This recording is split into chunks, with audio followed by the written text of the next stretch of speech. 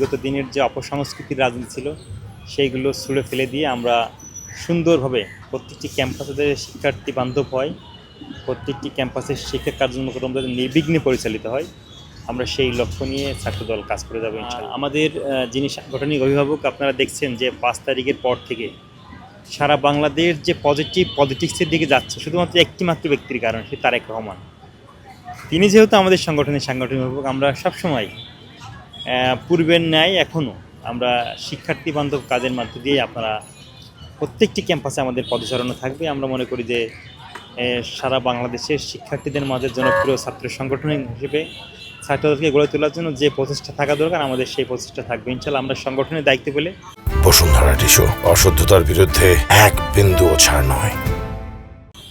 আমরা তারেক রহমানের নির্দেশনা ফলো করেই প্রত্যেকটি ক্যাম্পাসে আমাদের শিক্ষার্থী বান্ধব কার্যক্রম যেগুলো চলমান আছে এগুলো অব্যাহত থাকবে। সাথে সাথে আমরা আরও কী করে শিক্ষার্থী বান্ধব কাজের ভিতরে নিজেদেরকে এঙ্গেজ করা যায় আমরা সেই লক্ষ্য নিয়ে কাজ করব। ছাত্রদল কমিটি আসলে সাংগঠনের একটা ধারাবাহিক যে কাজ, রেগুলার কাজ থাকে, সেটা হচ্ছে নতুন কমিটি গঠন। মেয়াদ উত্তীর্ণ হলে কমিটি নতুন করে করবে, এটাই সাংগঠনিক নিয়ম। আমাদের কেন্দ্রীয় ছাত্রদলের কমিটির মেয়াদ উত্তীর্ণ হয়েছে।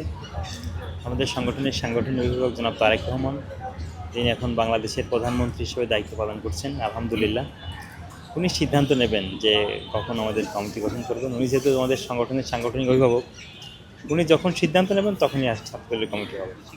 দল যদি আমাদেরকে দায়িত্ব দেয় বিগত সময়ের মতো, আমরা যেমন ছাত্র দলের প্রত্যেকটি সংগঠনের নেতাকর্মী সাধারণ শিক্ষার্থীদের পাশে ছিল, আমরা আগামী দিনেও সাধারণ শিক্ষার্থীদের পাশে থেকে ক্যাম্পাসে সুন্দর রাজনীতি করতে চাই। বিগত দিনের যে অপসংস্কৃতির রাজনীতি ছিল সেইগুলো ছুঁড়ে ফেলে দিয়ে আমরা সুন্দরভাবে প্রত্যেকটি ক্যাম্পাসে যাতে শিক্ষার্থী বান্ধব হয়, প্রত্যেকটি ক্যাম্পাসের শিক্ষা কার্যক্রম যাতে নির্বিঘ্নে পরিচালিত হয়, আমরা সেই লক্ষ্য নিয়ে ছাত্রদল কাজ করে যাবো ইনশাল্লাহ। দেখুন না, এই সংগঠন আমাদেরকে পরিচয় দিয়েছে, সংগঠনের কারণেই আপনার সাথে আমার কথা হচ্ছে।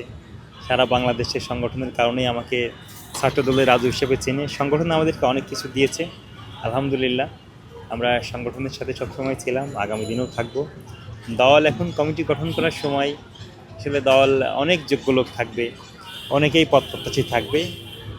সংগঠনের যারা নীতি নির্ধারক পর্যায়ে আছেন তারা যে সিদ্ধান্ত নেবেন আমরা সেই সিদ্ধান্ত মেনে নিয়েই আগামী দিনে আমাদের রাজনৈতিক পথ চলবে ইনশাআল্লাহ।